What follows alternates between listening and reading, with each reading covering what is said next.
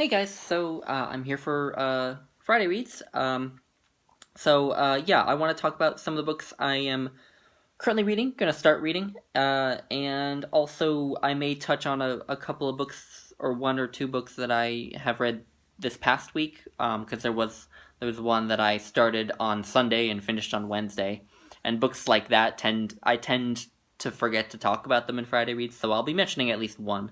Um, and then I want to talk about the books that I might be reading in the upcoming month. And this isn't going to be a real TBR. I sort of started off this reading year with this sort of, I guess, fake epiphany that I could actually keep to TBRs because I managed to do it for January. But then it kind of fell apart. I had this whole TBR for February set up and just completely failed to keep to it. So I've done away with TBRs. But I'm gonna sort of call this a pile of possibilities to steal the rather wonderful term that Cousin of Always Doing uses. Um, yeah, it's just a bunch of books that I may or may not read that I have my eyes on. So yeah, but to start with the books that I am currently reading, first is in this volume, The Dialogues of Plato. I'm currently finishing up the Phaedo, which is a part of I believe Plato's middle period of dialogues, but it's in the sort of line of dialogues where he goes through the death of Socrates, the execution of Socrates, and this is the dialogue where he actually takes the hemlock and dies at the end. And in this, so it's the last hours of Socrates' life, and a few of his pupils come and ask him about the soul, and as usual with Socrates, he goes through a long, winding discussion of the soul, where he essentially tries to prove that the soul must exist and that it is immortal, and that the life of the soul, of bettering the soul, is the real good life of a philosopher, especially. It's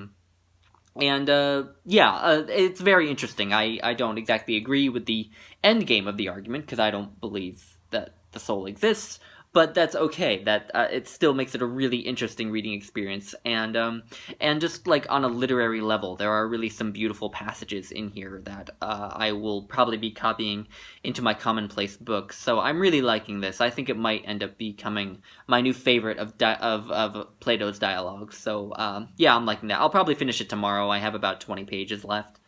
Um, Next is Plainwater, Essays and Poems by Anne Carson. So Anne Carson is a Canadian poet. This was published in 2001. And yeah, it has a variety of poems and prose. I'm about 90 pages in, which is surprising because I just started it yesterday, but I've been really liking it.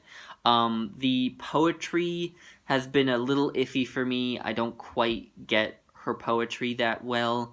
But the prose has been great. Her prose is beautiful. It's aphoristic and eloquent, and I really like it. But there is one poem in here that has really struck me. It's a long poem. It's called Canicula di Anna, and it's actually I guess, sort of a fictionalized, well, versified biography of Anna, who is the lover of a painter named Perugio. And Perugio, according to the poem, is an Italian painter who actually painted the Sistine Chapel before Michelangelo came along. So Michelangelo painted over Perugio's paintings to create the Sistine Chapel that we know. And Anna was his lover that inspired much of his poetry. And it's a weird poem. I mean, you have Etruscans appearing, you have Hegel and Heidegger mentioned, you have these philosophers appearing and engaging in this dialectic with each other, you have discussions of Michelangelo. I mean, I'm not really sure what to say about it because I'm not sure I quite got it, but I was really intrigued by it. I will definitely return to it. And because I'm really developing a sweet spot for long poems. This poem is I think about 30 pages long. And I'm really developing a sweet spot for long poems like that because I'm really liking the payoff that I get from longer poems like that, longer lyric poems. I obviously love epic poems, but longer lyric poems I'm starting to really like. So I will return to that. But Anyway, the most of the rest of the book that I have left is prose pieces, so I'm really looking forward to those. Next is another book I have talked about, Latin poetry. I just decided to give up on those volumes of Horace and Propertius, because I wasn't getting along with the translations. Perhaps I will return to them at some point, but for now, I'm really preferring the translations in here. I have now read pretty much all of the Horace that is in here, and I can now say that I really do like Horace. I really liked the poems of his that I read in here. And I intend to read the selections of Propertius that are in here, as well as Tibullus, who is in here as well. And also there are some selections from Ovid in here. I love Ovid's Metamorphoses, but I have not read any of his shorter lyrics, so I will be perusing that. And next is Possessed by Memory by Harold Bloom, which I'm still chipping away at. I didn't get much of a chance to read it this week, but I'm about 90 pages in.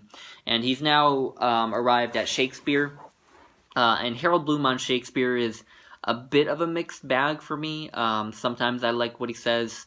I find some of his commentary on Shakespeare very insightful, but some of it I find to be kind of lacking rigor, I suppose, lacking evidence. Often it seems to me more like Bloom going off on flights of fancy more than anything. But it's enjoyable reading anyway. Yeah, I'll be reading this very slowly, I think. Again, because it's short chapters, I can just read one every now and then at my leisure. Yeah. And next, last of the books that I'm planning to read over the weekend. This is The Landmark Campaigns of Alexander by Arrian. So Arrian was a 2nd century AD Greek historian, and he was living under the Roman Empire, but really emulated Xenophon, who was another Greek historian from way before, from the just after the Peloponnesian War in Greece. But Arrian wrote this history of Alexander sort of to emulate Xenophon in a sense, and he drew on a lot of the primary sources that he had access to, but that are now lost. And a big part of the reason that I want to read this right now is because earlier this week I read Plutarch's Life of Alexander, which has been on my list of must-reads for the longest time, because I'm a huge Alexander the Great not lover. I don't love Alexander the Great as a person, but I find him fascinating, and so I really want to read all of the old primary sources that we have on him, to the extent that someone like Plutarch is a primary source. He's not really, but he's sort of treated as a primary source. Yeah, so I want to read all of the primary sources about Alexander, and yeah, I really liked Plutarch's Life of Alexander, and it just sort of left me with the itch to read more, so I just decided to continue on.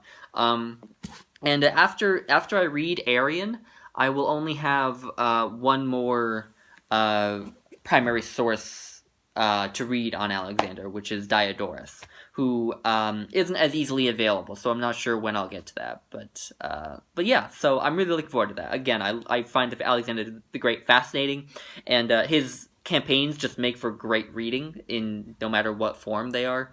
So I'm looking forward to that. All right. Moving on to my pile of possibilities. So there are sort of 2 sections of this pile of possibilities. The first one is a number of books that I have sort of quarter read or half read or third way read, and that I might try to finish this month. And what made me think to pick up these books, possibly, again, not guaranteed, but possibly pick up, is a readathon idea that Crystal of Biblioatlas came up with, which was the spring cleaning-a-thon, I think she called it. I don't know if it's official yet, whether she's done any sort of announcement, but it was sort of an event meant to clear your bookshelves of books that you maybe think you'll only read once, that are kind of fluffy, that are just there as sort of blubber, and you'll enjoy, but probably still only read once and then get rid of or return to the library. So it was to read the books like that on your shelf so that you could then, have those done and then focus on the books that you are really, really interested in. And then I suggested to her that maybe a good addition to that would be to add books that you've sort of started but have been lying around, again, half read, quarter read, because to me that feels like spring cleaning in a sense, because you're washing out all those books those sort of loose ends that you have lying around. So yeah, this is a number of books that I have sort of, again, quarter read, half read. So the first is Theocritus, which I have been working on still, but I haven't read much of him this week, but I hope to finish it this month because it's tiny, and I'm already like a third of the way through. So yeah, and again, I'm not finding the translation great, but I also don't really have any alternative at this point. So, and I would like to read the rest of Theocritus. Next is A Sand County Almanac by Aldo Leopold, which is just a collection of essays and reminiscences on nature and the natural world, and also the last part of it is sort of an extended essay that has become very important for environmental. It sort of presages sort of Silent Spring, and so it really sort of helped kick off the conservation movement, and it sort of has a theory of the land ethics, I think it's called. But anyway, it's an essay that's very important in the history of the conservation movement. But anyway, I read about half of this, and I thought it was just beautiful. I put it down just because I was reading other books that I was a bit more interested in, but I really do want to finish this really badly. Next is The Sounds of Poetry by Robert Pinsky, which I've read like 15 pages of, so it's a little bit of a stretch in terms of books that I have read a chunk of, because 15 pages isn't all that much, but still, this is also just a book that I'm really interested in reading, because I love these little books on poetry. And I read the first 15 pages and really liked it. He has a really kind of idiosyncratic approach to a book like this, to a sort of manual or guide to poetry, that I was finding really interesting. So, yeah. And next is a book I have talked about a few times. This volume has A Portrait of the Artist as a Young Man and Dubliners by James Joyce, and I'm just reading Dubliners for now. And I have all but 4 of the stories read, and so the rest that I have to read is literally like less than 100 pages, so there's not that much of an excuse with this book. Yeah, and I have been really liking some of the stories in here. Others have been sort of take them or leave them, but I know that the last story, called The Dead, which is more like a novella, I've heard that story is a real humdinger, so I'm looking forward to reading that. Next is Emerson's essays, which I've read about half of now. I have been reading 1 or 2 of these every here and there, and that was intentional. I meant to read this like that. I wanted to sort of give each essay its own attention as a singular piece, rather than reading this whole book through and perhaps not digesting each essay to the extent that I would like to. But I'm thinking that maybe now that I'm about halfway through, that I should perhaps just push through and finish the whole thing. I'm not so sure. This is the one I'm least inclined to do that with. But yeah, I might be finishing that up.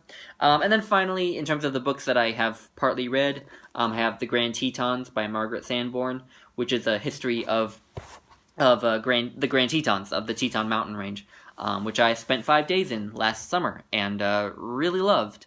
And I read about 50 pages of this and just didn't get around to completing it. And I know that I will love to read it just because it'll make me sort of feel like I'm going back there. Just seeing that picture on the cover just makes me happy, because I loved my time in that park. So yeah. Anyway, and then finally, the books that I have not started that I may read. First of those is more of Plutarch's lives.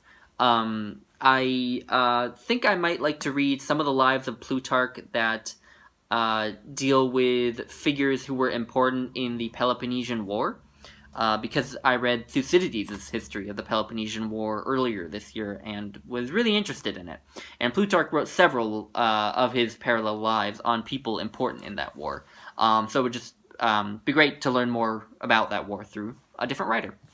And keeping with that theme, the next two books both also have to do with the Peloponnesian War. So the first is the landmark Xenophon's Hellenika, which is a continuation of Thucydides' history of the Peloponnesian War. So Thucydides never got to finish his big book about the Peloponnesian War. It actually ends mid-sentence. In around 411, I think, 410 or so. And Xenophon picks up right where Thucydides left off. And by the way, Thucydides didn't finish it because he died before he could finish it. So Xenophon picks up right where Thucydides left off and tells the story to the end of the war. And also, I think a little bit afterward. Actually, something that's interesting is that this book, Xenophon's Hellenika, takes you almost right up to the time when Alexander the Great would start to begin his rise to power. So it takes you almost right up to where Arrian would pick up. So